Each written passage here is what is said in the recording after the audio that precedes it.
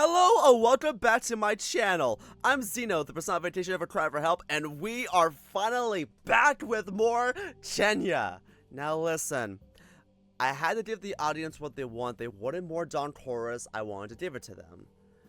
But I also wanted to finish 922 as well, so that's why last week was the end of 922. I finally finished that game.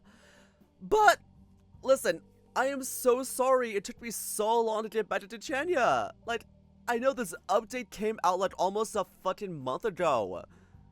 Oh my god, I was slacking. I am so sorry, but we are here now, and we are going to continue this, and we're also going to continue Road to Demon Alerts as well. Okay, don't get me wrong. I downloaded the update. I am ready for that as well. Oh my god, I'm just okay. Okay, to my list. Okay, so there's basically 3 visual novels I'm gonna play on this channel for right now. Obviously Dawn Chorus. I need to, like, you know, catch up and finish with all of that. Cienie, where are Demon Alerts? I still want to find time to play the new update for Route 19. That should be like that would be like a fun, like, one-off video. But anyway, no, let's go ahead and continue. Let's go ahead and continue on. Wait, the dialogue is different. So the last we left off on, and I remember this vividly, our dad stole our fuck-ass money. We had money we were going to give to Otto to help him with his fucking financial situation with the loan sharks, but it mysteriously disappeared. Who else lives in this fucking house besides us? Besides Tom? Other than his dad. Where the fuck is our money, Dad? But no, I remember the dialogue was different from the scene. It literally, he said, "Where the fuck is my money?" And then it said to be continued. Now it's just him saying, "Did you take my money?" That's so. Why did dialogue change? Okay, I know that Ben is gonna probably watch this. Ben, explain. You know what? I don't think you need to explain. It doesn't really fucking matter in the grand scheme of things, doesn't it? I'm putting way too much thought into this. You know, let's just continue. Things change all the time. Besides, every visual novel that's in progress that we play right now is inherently just a demo of the full product. So, things are about to change. Sprites can change, dialogues can change, scenes can change. You know, anything can change. Not everything is set in stone. I mean, look at Promises to Keep. Rofi kind of got like a nice little glow up in his sprites. Yeah. Let's continue. Did you take my money? What money? I clenched my fist and bashed it against the table. The glasses on it shaken violently. For fuck's sake, stop playing dumb! Marcus and Dad's mouth go agape as they're taken aback by my outburst. Marcus steps aside and folds his arms on his chest. Tom? What? I throw Marcus a sharp glare. He immediately turns mum. I did not take your money. I roll my eyes, shaking my hand as the pain finally registers. Ugh, at least have the decency to admit to it. Tom, I swear, I didn't take your money. I was out working the whole day. You? Working? He actually looks hurt. I turn away from him, taking a deep breath. Tom, when was the last time you saw it? I came home just after visiting your office. It was still there when I checked.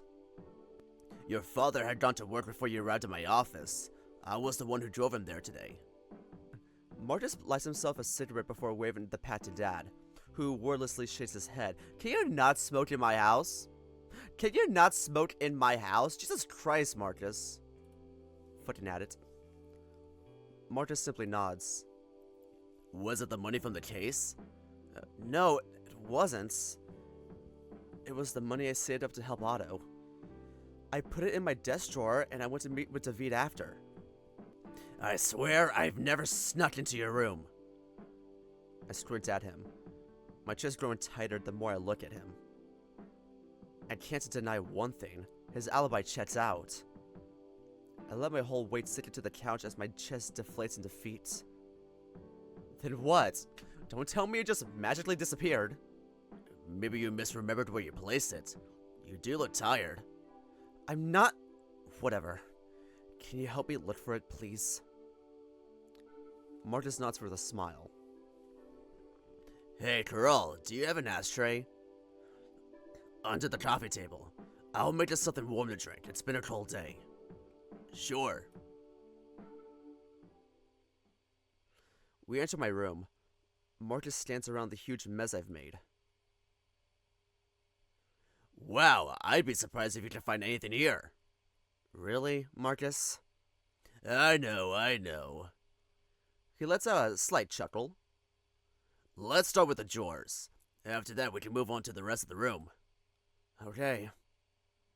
We both pull out the drawers on each side of the desk. I try to remain calm, but the frustration slowly builds up again. Finding nothing, I smash the drawer back into the desk.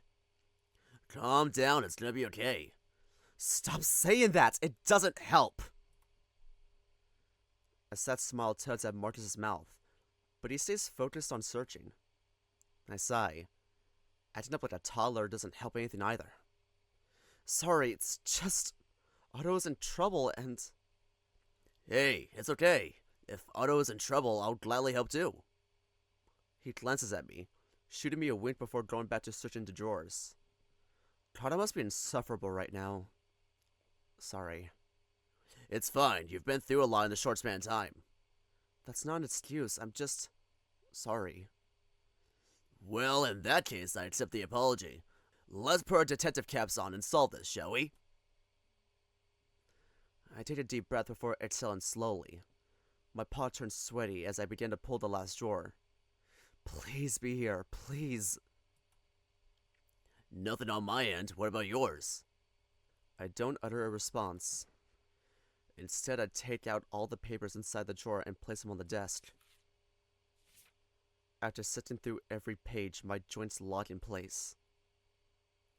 What's wrong? Tom? They're gone. What is? My notes on Camille, they're gone too. What? So someone broke into your house. Do you think it's Camille? It could either be Camille or someone else, but... I don't remember... Something's up. Something is up. I jolt upright, my eyes darting towards the bed before shifting to the window. And then I see it. The window hinge looks horribly crooked. Marcus spots it too. My blood runs cold, my pulse quickens. I nearly jump when Marcus's firm paw clasps my shoulder. A break-in? The weight of his words makes it real. This isn't my imagination. Camille's silhouette flashes through my mind. Standing there. Just like that night he followed me here. Marcus then spots something, wedged between the window frame and glass. A note. Marcus carefully pulls it free and reads it aloud. Find them. It can't be. Camille? I blink at him, knowing he's right, but with no idea what to say. That changes things. We assumed he had no ill intentions towards you. But this? Marcus pulls out his phone. Are you calling the police? Yes.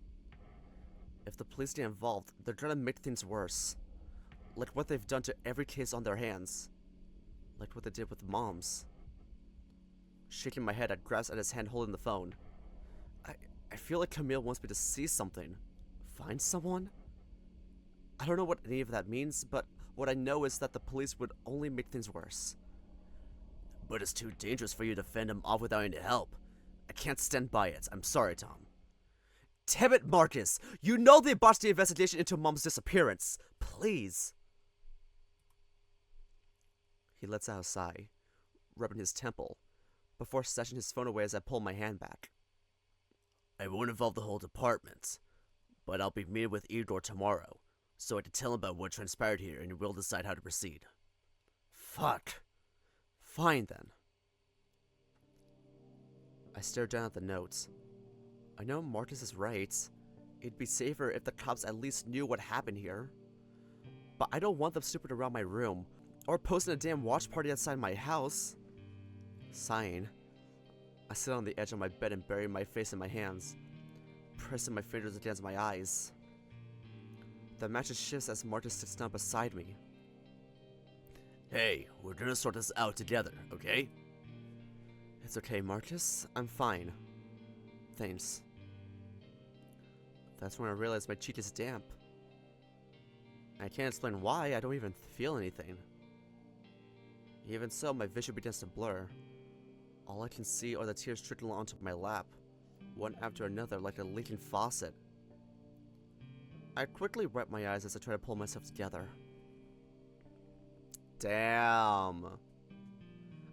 I seen the CG when the update came out, because it was kind of like the cover for the posts. Still makes it hit hard even with the context now. Marcus promptly pulls me closer, wrapping his arms around me in a tight embrace. My face presses against his chest. And that's all it takes for the fragile facade I've been holding up to shatter. I let go, sobbing, uncontrollably. Why is everything going to shit? My voice is raspy, and I feel a lump in my throat as I try to speak. Like whatever I do never fucking matters! No, Tom, I know you're trying your hardest. I'm so tired of this!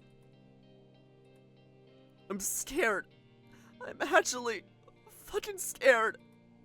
I just want my mom back, Marcus. I know, Tom. I know. He doesn't say anything else, but he doesn't need to. Just knowing he's here is enough. No matter how angry I am at him, I need him to stay. I don't want to be alone. Especially when my mind is going a mile a minute. I like to believe that Camille is actually innocent, but based on the way he approached me and what he did, I'm not so sure anymore. The room falls silent, except for the sound of the wind billowing the curtain behind me. Marcus keeps holding me as he gently pats my back. We stay like this for a while. I don't know how long I've been crying. Eventually, it all starts to fade. Damn. You know, when I do those types of scenes, I actually do get teary-eyed myself. Fuck. The sobbing eventually stops. I glance down at Tom. Oh wait, we're Marcus. Wait, we're Marcus. The sobbing eventually stops. I glance down at Tom. His hiccup-laden breaths have slowed, settling into a steady rhythm. Oh, he's fallen asleep in my arms. I shift, careful not to wake him as I ease him onto the bed. After shutting and locking the window, I tuck him under a thick blanket. Once I'm sure he's comfortable, I switch off the lights, quietly step out of his room, and head downstairs. I glance down at my shirt to see the fabric damp with his tears. With a sigh, I pull out my handkerchief and dab at the stain. Poor kid. He's been through so much, and things just keep piling up. There's no easy way to say it. He looked like hell ever since he started digging into Camille's case. I just hope that, even with the little amount of sleep he's getting, he wakes up feeling at least slightly better. Everything alright? Yeah, Tom's finally asleep. He must have been exhausted to just pass out like that. Yeah, but there's something else. Carell's ears perk up. I think Camille broke into your house. The suspect the cops have been searching for? When? Probably after you and Tom left the house. Then we should call the police. I already suggested that to him, but he refused. Carell clenches his jaw, his hand resting on his waist. That doesn't make any sense. He doesn't trust them, not after they botched Ava's disappearance case. I'll talk to a friend of mine. They'll keep an eye on your house. Without making it too obvious. Carell clenches his jaw, seemingly about to argue before changing his mind. He finally nods. I see, if that's what Tom wants. I watch as Carell turns away, arms wrapping around himself. Fuck, I knew he'd get himself into trouble helping you. Sorry, I didn't mean to. It's fine, Marcus. I didn't mean to play the blame game. I'll trust my son on this instead. Carell is much more composed and level-headed when he's sober, a stark contrast to his usual state. But please, Take care of him. Cruel looks at me with a pained stare. I reply with a firm nod. I'll do my best. I take a seat at the kitchen table. Noticing 3 mugs of tea already waiting, I take a quick sip. The warmth settles in my chest, urging me to reach for another cigarette. Listen, about the... He gestures towards my freshly earned scratch. I wish I had handled that better. That would definitely help. I smirk as I take another sip. I'm glad Tom has you. Nothing's stopping you from being in his life too, Coral. He sighs, finally sitting down across from me. His hands wrapped tightly around his warm mug. I just don't know how. I've never been great with him, you know? I wish I had been more present when he was younger. But you're here now, it's not too late. You two can still figure things out. Coral groans. You don't know how much I've tried.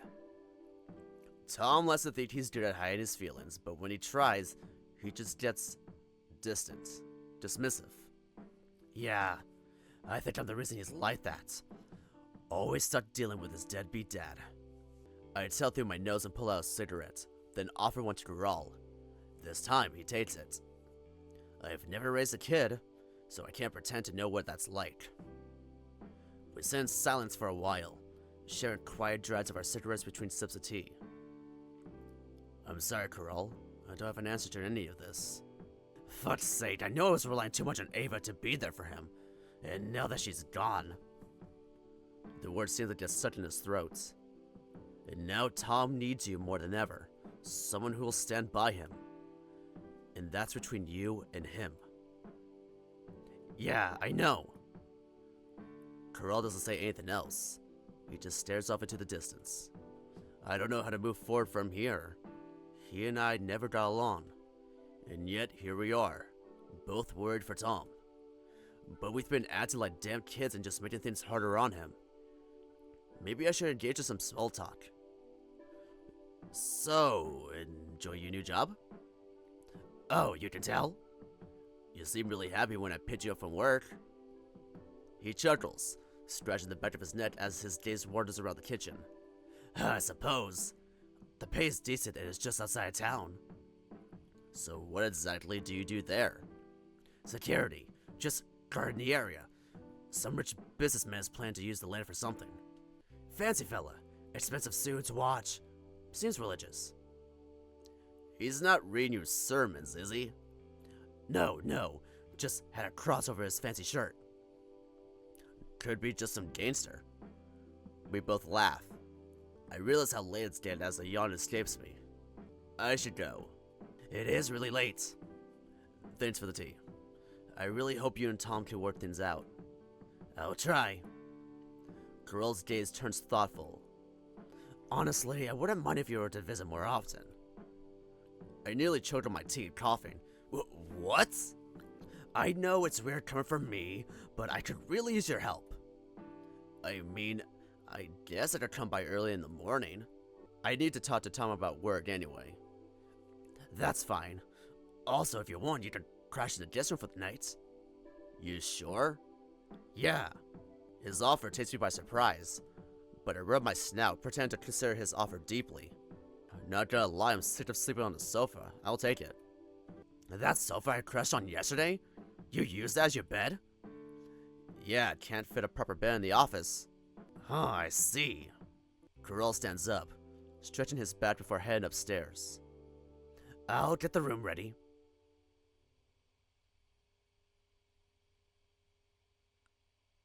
Is it bad to say that I'm kind of craving some old man Yari right now, and Coral and Marcus are kind of feeding that to me right now?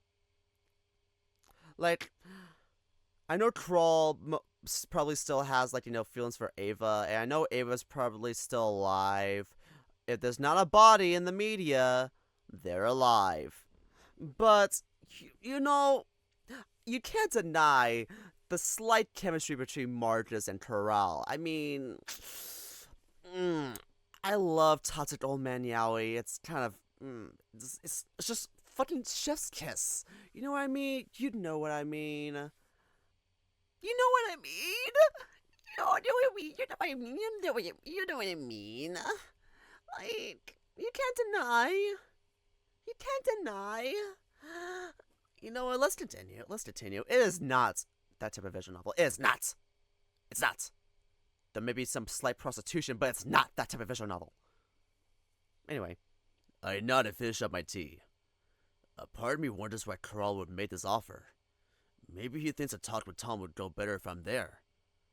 But honestly, I'm grateful for it. My back and neck will thank me for a real bed. After a few minutes, Carl comes back and hands me a towel. For the morning, in case you want to freshen up. Appreciate it. I'm heading to bed. Good night. Good night. Carl double checks that the front door is locked before stepping into the bathroom. It feels strange being here as a guest. With Ava gone, the house feels different. She was the only one who ever invited me over, whenever I was having a rough time. Even when Carl was against it. And now the man himself is offering me a place to stay. As I climb the stairs, it feels like something heavy is lifted off me. But at the same time, something else weighs me down. Every step is exhausting. I reach the guest room next to Tom's. The bed is neatly made, but the rest of the room looks like it hasn't been touched in years. Dust clings to almost every surface. Meh, it's just for the night. I lie down, staring at the ceiling, lost between thinking about everything and nothing. I toss and turn, trying to find a comfortable position. Thoughts of what transpired earlier keeps me awake for a while longer. The pictures I found would suggest that Camille's been obsessed with Tom. But I still can't figure out why that'd be. His declined mental state definitely plays a role in this, not to mention how weird he's been acting when communicating with Tom. The way his words are always some riddle. Not to mention the break-in and him stealing Tom's money. I need to find him, and soon. With that thought, I finally let my body succumb to the weight of sleep.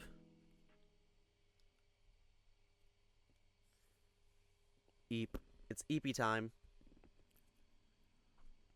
It was definitely a bizarre sight when I went downstairs this morning. Seeing Marcus and my dad eating toast together wasn't on my bingo card. Dad's never been a morning person either. But I'm not complaining. It's better than the two of them fighting. Marcus then offered to give me a ride when I said I was heading to Otto's house. And now here I am, in his car, as he drums his fingers on the steering wheel to the tune of the morning radio, before suddenly turning it off. Oh, before I forget, he reaches into his wallet and takes out an amount of bills. Here, it should be about 500. What? Take it. He presses the cash into my paws. Marcus, Don't worry, it's all yours. I stare down at the money I'm holding. 5 100 Walton notes in total. You don't have to do this, though. I know it's a small part of the money you've lost, but at least you can help your friend out. Plus, as your boss, I'm partly to blame. Perhaps if I didn't involve you in Camille's investigation, we wouldn't have... My instant hits over as I lunge towards Marcus for a hug. The car jerks slightly before he regains control. Whoa, careful, I'm driving here. I quickly let go, settling back into my seat. Whoops, sorry, but thanks. Marcus's tail begins to wag, thumping the backrest. I can't help but smile. The conversation fades for a moment as I think back to what happened at home today. Wow, I can't believe Dad let you stay over for the night. Yeah, that surprised me too. That is so unlike him. Hey, I guess people can change. I know someone else who can stand to change some habits. I point at the unlit cigarette placed firmly between his lips as he's about to light it. Marcus grunts before spitting out the cigarette and tucking it back into his breast pocket. You win this time, kiddo. I put my fist in celebration. Anyway, speaking of Corral, I haven't told you about what happened to my... That's fine. Dad told me. You guys are so immature sometimes. Yeah, but you should know that we are just trying to do what's best for you. Oh my god, Aliish was right. I do have 2 dads now. Exactly, Tom. Exactly, Tomek. Exactly. Get on the train. Get on the toxic old man Yowie train. Get on the toxic old man Yowie train. Get on it, because it is a wild ride from here, and it's only gonna get much, much better. So, how was the investigation yesterday? Oh, I was trying to tell you all about it before what happened last night. I got Daria to talk to me. She admitted that she and Carol know each other. In fact, they were in a relationship. Oh, and how did you manage to dare to tell you? We had to pull her aside to the back alley of the restaurants, where there was no one around, so she could open up. Ribbon helped. Smart thinking. Anything else? I took a few seconds to recall the way she acted. Also, I think somebody's stalking her? You sure? She told me that she felt like someone was following her. Following her? That's probably Camille then. I'm not so sure. She seemed pretty scared about it, and she didn't give me the impression that she was afraid of Camille or that he'd hurt her. She seemed more concerned for him. That would explain why she was so scared when I approached her. That made sense now. Good work, Tom. Psh, it was nothing. Marcus fell silent. I can tell the gears in his head are turning. I still haven't told him about us actually going to Koamino, and I'm not sure I want to until I have something useful, but I still need his help. By the way, I went to the town hall to investigate about Koamino's history. Why are you interested in Koamino's history? I thought it'd be related to the case about the missing students, since they were planning to visit the place. Marcus frowns before nodding. Makes sense. I found this where I was looking through some files. I quickly sent him the picture we found at the town hall. Marcus flips out his phone and stares at the image for a few seconds. This bear does look like Bernard if that's what you're thinking. Right? Mind asking him about it? This photo seems ancient. Koamino already looked abandoned when I got here. But you'll still help me out, right? There's a lot of unsorted files in the office, and you expected me to do this pro bono? Okay, fine. I'll come to your office twice a week just to help you sort them out. Deal? The dumbest looking grin lights up Marcus's face. Deal. After a gentle right swerve, our car arrives at the off-road section with sparse housings. Right next to Otto's. We're here. Neat. I step out of the car and close the door. Marcus then immediately rolls down the window. By the way, you still haven't told me why you're going to Otto's house instead of your usual workplace. Nah, it's top secret.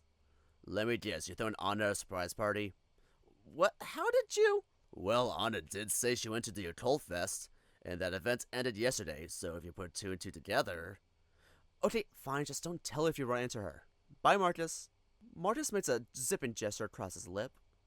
Don't worry, I won't barge into your boys' businesses again. My cheeks instantly flush. Of course he saw Otto and I. Ugh, just leave already! Chuckling loudly, Marcus speeds off. Can't believe you reminded me of last night. With everything that happened after, I was barely thinking about it myself. Of course, I'll need to talk about that with Otto himself. I walked up to Otto's front door and pressed the doorbell. Hey, Tom. Thanks for coming. Come on in. Yesterday he tried to eat my face and now he's acting so formal. He should eat you out instead. Thanks. Otto's place is a small and cozy dwelling, located closer to the lumber mill where he works. Make yourself comfortable.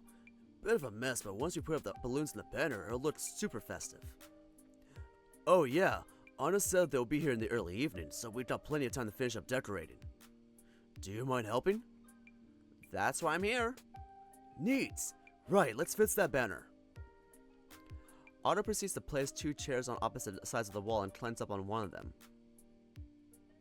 Okay, Tom, climb on that chair and grab the other end of the banner and help me prop this up nicely. I nod and follow his instructions. Just a scooch to the right. A bit higher. Aww, I can't read that.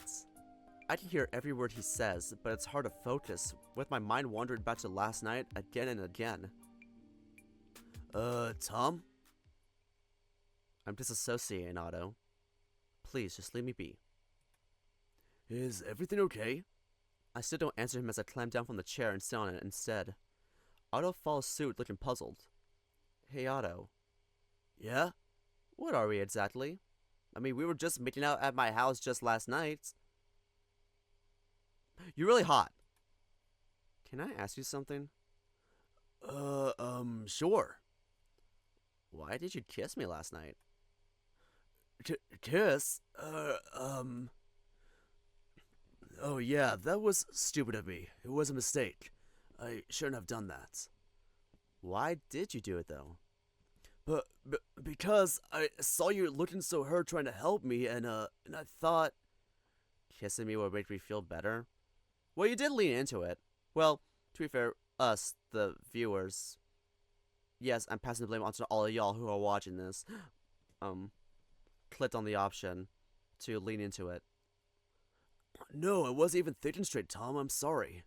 Of course you weren't thinking straight, kissing a guy. Oh! Oh!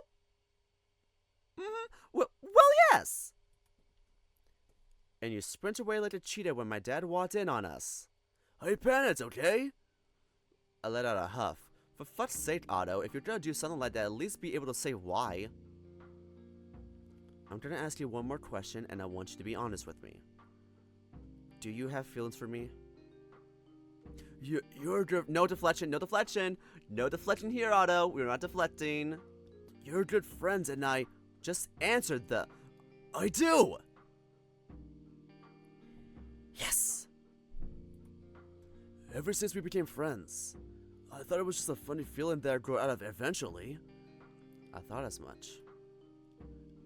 But I didn't, and I was scared of letting everyone down if I came out to them. I put my hand on his shoulder. I think everyone close to you already figured out your preference. Besides, Anna did come out to your parents, and that turned out fine. Yeah, but by then my parents had already assumed that I'd end up marrying a woman and inheriting the family's business. Okay, so maybe everyone except your parents. But if they knew the truth, I feel they'd never think any less of you. As a matter of fact, I think they'd be happy for you. A sad smile forms on his face before he turns around and picks up some balloons rolling on the floor. Anyway, we need to tie these balloons together. I give him a smile. Oop! Little typo here. Sure, let me help. The conversation peters out as we focus on tying the balloons. I'm glad he finally confessed with his own words. It just does have to force it out of him, though. But I'm unsure how to handle it from now on. So, David's back, huh? Mm-hmm. That's nice. Why? Well, you two used to be really close. I give him a sideways glance. Is this why you finally decided to make a move? It's a different story now. But you still like him, don't you? I raise an eyebrow at Otto, unsure if I should feel amused or annoyed right now. Would you be jealous if I said so? Otto slowly nods. Given how you kowtow to your family's wishes, you can be quite selfish yourself. He blushes as he looks away, silent. Honestly, I feel irritated that you simply ran away after the kiss. At least you finally have the balls to go after what you want. As for David, he is a complicated issue. It's hard to say at this point. He did ghost me for 6 years. I see. Well, either way, it's okay if you don't feel the same way, I get it. Well, we did have a proper snod before my dad walked in. Didn't realize you were such a good kisser. Where'd you learn that? You know what? Don't tell me. Okay. Otto reversed his gaze, looking down, but I catch the slow curl of a smile forming. It's subtle, almost hesitant, but unmistakable. Perhaps he's glad that he finally opened up about his feelings. But if I were to reciprocate his feelings, I would also be honest to him about Yakub. You probably should. Otherwise, I don't know if things would ever work out between us. Tell him the truth. Tell him the truth. See, this is one option I'm never gonna go back on. I know I was curious to see what happens if we pulled away instead of leaning into it with a kiss, but we should be honest. We need to tell someone about Yakub. We need to tell someone. Otto? Yeah? Can I be honest with you as well? His eyebrows rise slightly as he takes some time to respond. Sure. About the money that I was supposed to give you, I haven't told you about how I died in the first place. I don't know what he'll think of me, but it's too late to turn back now. Remember the lawyer I told you about? The one I said can help you? Mm-hmm. I met him when I was at my university. His name is Yakub. We dated for a bit, until I found out that at the time he was already married to a woman. When I confronted him about it, he explained that his marriage had turned stale, and he already knew that his wife had also been cheating on him. But they stayed married anyway to keep up the appearance of a well-off family. After uni, I was gonna cut him off for good. But he managed to convince me that we should keep having hookups and offered me a large sum of money each time. And everything turned to shit after my mom disappeared and my dad became an alcoholic. And that's how he keeps creeping back into my life. Every time I'm in a pinch, I keep crawling back to him. I take some time to mince my words, but I'm struggling to carry on. I can only stare into his glassy eyes. So, the money you've got was after you've met him? I'm sorry. You probably think I'm such a whore now. No, Tom, I will never judge you for this. But if I knew you were going to do this, I would have stopped you. You needed the money. Otto gets closer and sits next to me, grasping my knee. Don't worry about it, Tom. Sorry that I dragged you into this, though. It feels good to finally get something off my chest about Yakub. I guess I never really expected Otto to judge me for it. He's not that kind of person. Still. So, now that you know who Yakub is, do you still want to meet him today? Otto looks around the living room, especially at the half-hating banner. Maybe not today. We need to prepare for Anna's party. You're right. How about this? I take out my phone and send Otto a text. His phone buzzes in his pocket and he pulls it out. I have sent you Yakub's number. Just tell him you're my friend and that I gave it to you. You two can set up a meeting on your own. Okay, but won't you come along? Well, if you insist. Yes, please, if you don't mind. Sure, just let me know when you're meeting and I'll try to be there. Thanks. I'm not gonna lie, I'm kinda nervous about meeting him. Hey, relax. I don't think he'll do anything to you. As much as he likes to mess around, he keeps things professional with his legal clients. Ah, I see. Plus, I don't think you're his type. Oh, then what is his type? Oh, I get it. Otto's phone buzzes again and he picks up the call. Hey, Mom. Oh, thanks, Mom. Yeah, we'll be on our way soon. Otto heads up. Mom called about the cake.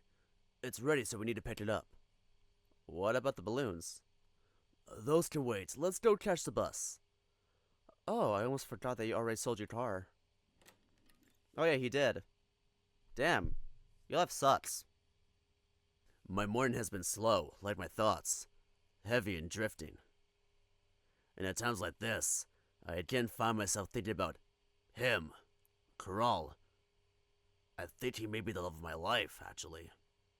I'm not too sure. But you know what? Despite his alcoholic demeanor, he's kinda cute. He had always been dedicated to his profession. Well, just now. Back then, he didn't really give a shit about jobs. Always holding fast to the belief that people could be saved. Now, of course, back then he did give a shit. And yet, the ringing telephone jolts me out from my daydream, pulling back into my dusty office. I really wish I were in Kral's arms right now. The scent of burnt coffee lingers, mixed with strong tobacco. I shake my head, trying to dispel the heavy thoughts before reaching for the receiver. Tishko involved in a detective agency. A familiar voice travels through the line. Hello, Marcus. I straight up in my chair, ears perked. Oh, Igor? Yep. How's the investigation coming along? I glanced at the stack of notes sprawled across my desk. The pieces of the puzzle still scattered. Slowly but surely. Well, here's something that might interest you. My ears twitch at his words. A lead? We figured out who the owner of the license plate is. I grabbed my pen, ready to jot down details. Oh, who's the owner? Well, it's not a person. The car is registered under a company. A company? That complicates things. Interesting. Oh, he's a lefty. Have you heard about Fortez's security? I quickly scribbled the name on my notepad, underlining it twice. Did your men do a background check on the company? Yeah, their records checked out. Nothing out of the ordinary. I clasped my hands together, resting my chin on the thumbs as I start to ponder. Why would a security company be after Otto? Is money involved? If so, was the stolen money meant to pay off Otto's debt to them? The thoughts swirl in my head, but without more information, it's just mere guesswork. I see. Thanks for the tip, Igor. Sure thing. That aside, there's something I need to report to you. Igor is silent, waiting for me to elaborate. There was a break-in at Tom's house. Some money was stolen from his bedroom and we suspect it was Camille. What? What made you say that? We found a taunted note he left behind. I'll order one of our teams to go to Mr. Tistro's residence and... No, don't involve your whole team. Tom was against it. I just need someone you personally trust to stay guard at their house. Well, in that case, I'll ask one of the new transfers to be on the lookout. Do you trust him? Well, he has a good track record. Top of his class in tactical training, fluent in both Russian and German, recommended by the KSP Warsaw Mets who have been keeping an eye on for bigger roles. But do you trust him, though? Oh yeah, I trust him. He won't disappoint. Then is it fine if I ask that he be stationed at the Tistro's residence? Yeah, definitely. I'll brief him myself. Thanks for your help, Igor. And do it covertly. I know. On that note, did you also ask for my help to interrogate Marcin? Marcin. That's how you say it. On that note, did you also ask for my help to interrogate Marcin? I leaned back, rubbing my temple. Right, we should get on that. But I gotta meet someone first. I should be free in a couple hours. Well, in that case, meet me at the police station at 2 o'clock. We'll head to this house together. Heh, just like old times, eh? Igor chuckles over my comments. Who's gonna be the good cop this time? Haven't made up my mind yet. We'll see. See you later then, Marcus. Later, Igor. I let out a slow exhale, rubbing the bridge of my muzzle. Tom could probably tell me more about the company, but if I prod too much, he'll shut me out for sure. For now, it's time to meet an old friends. Who's the old friends? Who is the old friends? I don't know. Oh, did I meet him? Oh, wait, no, it's Bernard. Oh, Bernard's girlfriend. Fuck, I'm so stupid. The drive to Bernard's house doesn't take long. About 15 minutes later, I pull into his driveway. I step out of the car and walk up to his front door. Bernard, it's me, Marcus. Oh, wait a moment, no answer. I knock Carl's name out again. Same results. I glance at my watch. 1 o'clock. Right, he's usually in his backyard around this time, doing some gardening. I circle around the house, following the narrow pavement towards the back.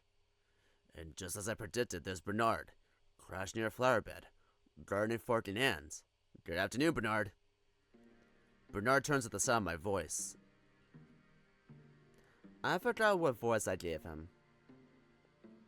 Marcus, didn't expect you to be checking up on me at this hour. Sorry for coming at such short notice. I tried knocking out your front door, but then I realized I'd find you here. No worries. I don't mind having visitors from time to time. Shame to have this lovely garden with no one to show it to, you know.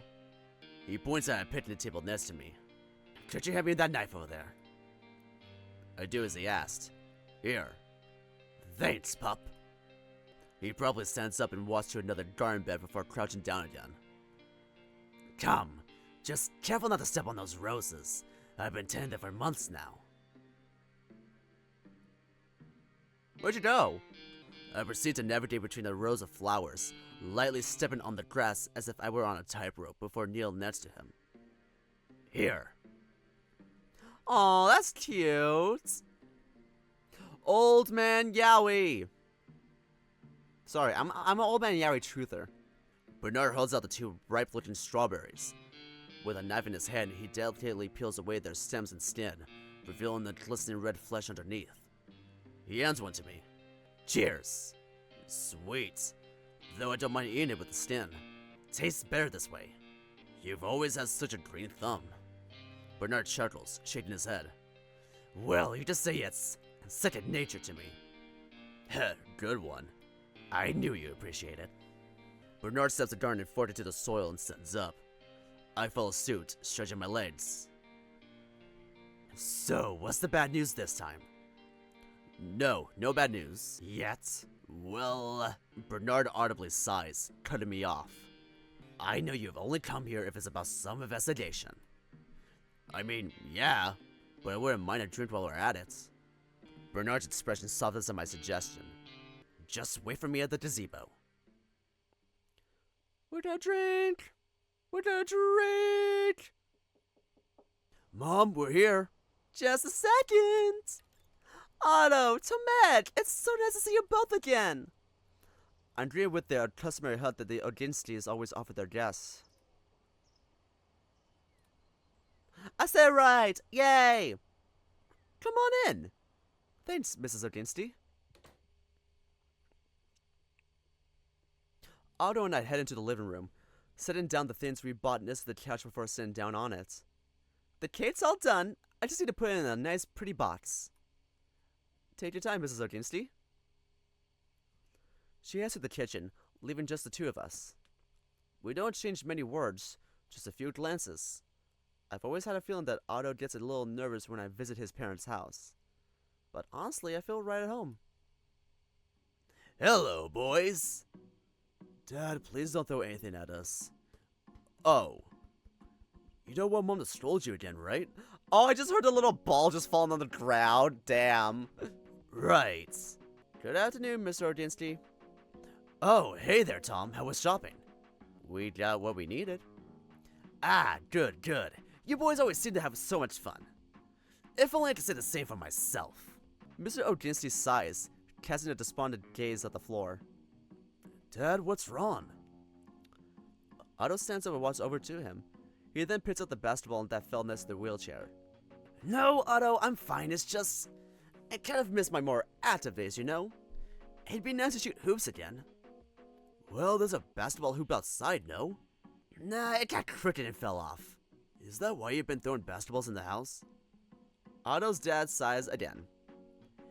It'd help if I could practice my throws outside. Well, I can help you fix it, Dad. Now that's my boy. Come here, champ. He yanks Otto's arm and starts tousling his hair. Alright, enough, Dad. Otto frees himself from his dad's grip and turns to me. Is it alright if I help my dad out, Tom? It should take more than half an hour, I think. It's all good. Otto pushes his dad's wheelchair out of the living room, heading towards the porch. A few minutes later, Otto's mom returns with a box of fruitcake, its sweet aroma filling the air. Ah, that smells nice. Thanks for baking the cake for Anna's surprise party. Oh, it's my pleasure! It's been a while since I last saw her girlfriend, but I'll let you kids have fun first. She sets the box on the table and sits next to me. Oh, where's Otto? He's helping Mr. Oginsty out on the porch. He's definitely fixing that basketball hoop again. Mrs. Oginsty crosses her arms. His father never knew when to stop playing once he got into it. Well, at least he'll be throwing it outside the house. Her shoulders eventually droop into a more relaxed position, and she gives me a smile. You're right, Tomek. So, what would you guys be doing tonight? I don't know. Probably a lot of eating, drinking, talking, I'm sure you guys will have fun regardless. Mrs. Oginsty focuses on the television as our conversation peters out. Now that Otto's helping his dad, leaving just two of us, this could be my chance to ask her about the photo. Actually... Her ears perk up. She grabs the remote to mute the TV volume. Could you look at this photo I have? Oh, sure, sweetheart. I hand her the photograph. Every time I do, it makes me laugh. Her eyes dart across it, but for a moment, her gaze locks into someone and her pupils dilate. She bites her lower lip, but before I can make any further judgment, her expression quickly relaxes. What's with this photo? I found it while I was investigating something. Thought the polar bear looked like old Bernard. She looks at the bear again before shrugging. Oh, you think he looks like my brother? I don't think so. Oh. In fact, when he was young, his hair was actually brunette. Ah, I see. Thanks, Mrs. Oginski. You're welcome, Tomek. Nah, because her pupils were dilated and she there's a facade coming up, something's up. I nod as she smiles and hands the photo back to me. Despite what she said, I still feel like the photo triggered something in her memory. I mean, she said it wasn't Bernard, but she definitely recognized someone in there. Right? Right. Right. What do you know? Bernard soon returns from his house carrying a pail of ice and a bottle of whiskey. He plops a few ice cubes into 2 shot glasses and pours the drink. We clink our glasses together before taking a sip. Wow, that takes me back. Hibiki Suntory Whiskey, your favorite. I almost forgot how good it tasted. Guess I've been ruining my palate with cheap beers. Remember your first night at Sipnivo? It was the drink I served you. Heh, yeah. The first night here was difficult. Difficult is an understatement. I barely knew anyone in this town except for Ava, but Bernard helped me more than I care to admit. Well, you usually open up after a few shots, don't you?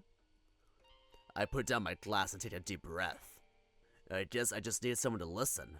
Just listen? I narrow my eyes at him. He sounds casual, but it almost feels like he's prodding me, and not the good kind of prodding. I try to maintain my composure, even if Bernard suddenly dredging up the past slightly irks me. Sorry, I was at my lowest at the time. Nah, don't beat yourself up, pup, I get it. Didn't dwell on it too much. You sure? You seem off whenever we meet nowadays. A short sigh escapes his mouth before a little smile forms at his lips. Huh, maybe I missed some of that. But hey, I'm glad you're doing much better now. Every mood seems to settle over us as we fall silent. Was there actually something between them? Was there actually some old man yaoi between them? What? Hold on. I don't want to jump to conclusions yet, but the way they're talking, bad! Bernard swirls his drink before taking another sip. Enough of walking down memory lane. What's your business? Oh, just, could you take a look at this? Bernard puts on his glasses and squints at my phone screen. Recognize anyone? As he scans each face, he eventually stops at one. You think that polar bear is me? Well, is it? Bernard shrugs with a nonchalant nod. Mm-hmm. So it was him. So his sister is lying. Interesting. So, what were you doing at Koomino? Nothing exciting. I got called in by the military during the Russian occupation, just to help maintain the place. Fix this, clean that, fetch whatever they needed. I didn't know you were Russian. What made you say that? The uniform you were wearing in the photo, it had a Russian flag on it. I'm a Pole, born and raised. Ask any local here. They can vouch for me. Everyone wore that thing there, Russian or not. Didn't treat me like one of their own, believe me. But I did pick up some Russian while I was there. I was mostly acting as an interpreter between the troops and some local Poles they brought in.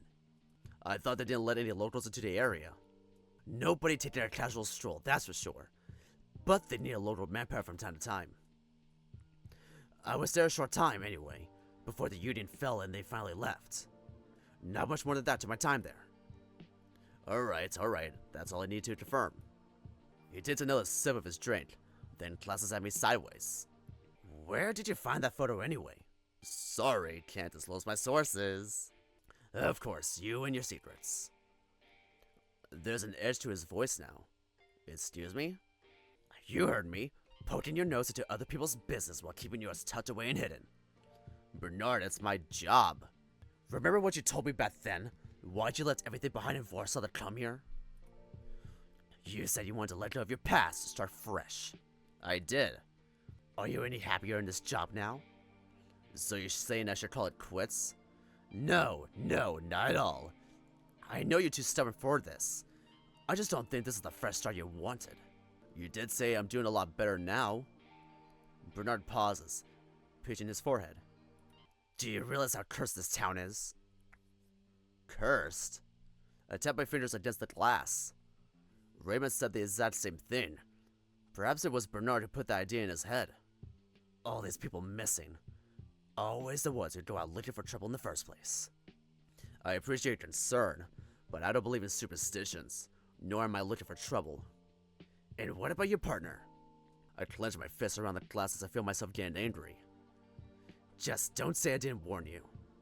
I'd hate it if anything happened to you.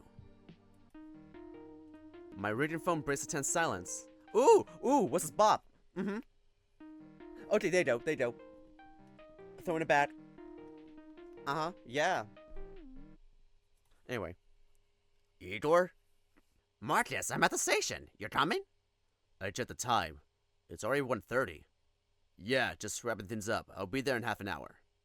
It's after 2 o'clock. You know, the time we said we were going to meet. Why are you rushing me? Fucking bastard. And the call. Sorry, Bernard, I really gotta... Hey, it's fine, pup. Sorry if I came off a bit overbearing. He hangs his head low. All I'm trying to say is... just be careful. He sounds genuine. Bernard just has a way of pushing my buttons sometimes. Nah, I get it. I should have also been a better friend to you. Yeah, we're all just trying our best. Thanks, Bernard. Also, how much was the... What? No, I'll only charge you when I'm pouring one for you at the bar. Then I should drink here more often. Heh, cheap state. You think my profession earns me a 6-figure income? Well, every dog has his day. Take care, pup. You too, Bernard. Okay, we got confirmation. So we got confirmation that that was indeed Bernard in the photo. But his sister is covering for him, but we don't know why. Also, did Bernard and Marcus hook up, yes or no? Were they fucking? Because I support, but I also support Marcus and Corral. Honestly, Old Man Yari needs to be, like, festered into the visual novel sphere. I need some Old Man Yowie. Enough of college students. Enough of just random I don't know. I need Old Man Yowie.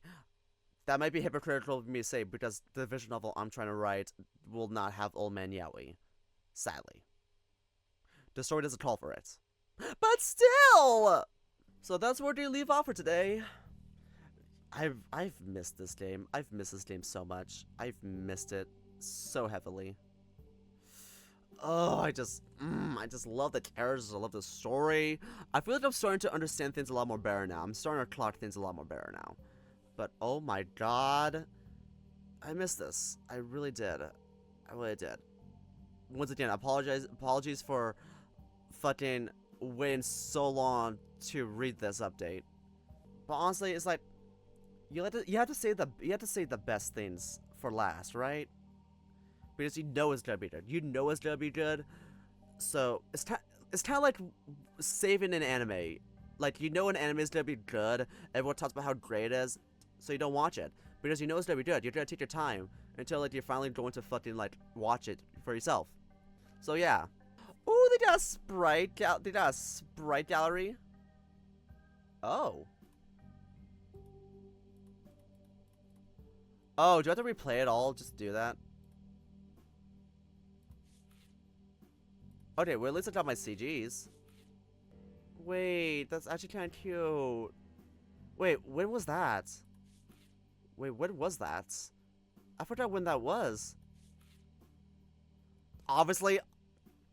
Oh my god, we're gonna meet Anna. We're gonna meet fucking Anna. We're gonna meet Anna in the next part. I know it. We're gonna meet Anna in the next part. Yes! Yes! Wow. A lot has happened. There is a CG I'm missing here. I think I know what CG. I think I know what CG I'm missing. I'll come back for you. Damn, he's hot. God damn. I love this game so much. The next part we're coming up this week as well. And I'll be doing somewhere the demon lurks in the future as well, because I know the new update just came out. I was waiting for the next update because it said that there was a CG for Lucian's route that wasn't implemented until the next update, and now the next update is here right now. And not only do we get the CG for Lucian's route, we also got Toast route updated. So, yay! Well, anyway, thank you all so much for clicking on this video. If you enjoyed watching it, you can give it a like and subscribe if you're really interested. I'll leave a link to the visual novel in the description below if you want to go read it for yourself. Please do. It is genuinely so amazing. I'll also leave links to my Twitter and Blue Sky if you want to support me on those platforms. And as always, I'll be leaving a link to the visual novel me and my good friend Xeno Red Panda made for the February Game Jam called When You Are Mine. Please don't show your support to it, and if you do enjoy it, maybe considering rating it and commenting on it on itchio. We love reading those, it makes our day. And as always, thank you all so much for watching, and I'll see you in the next video. Bye bye!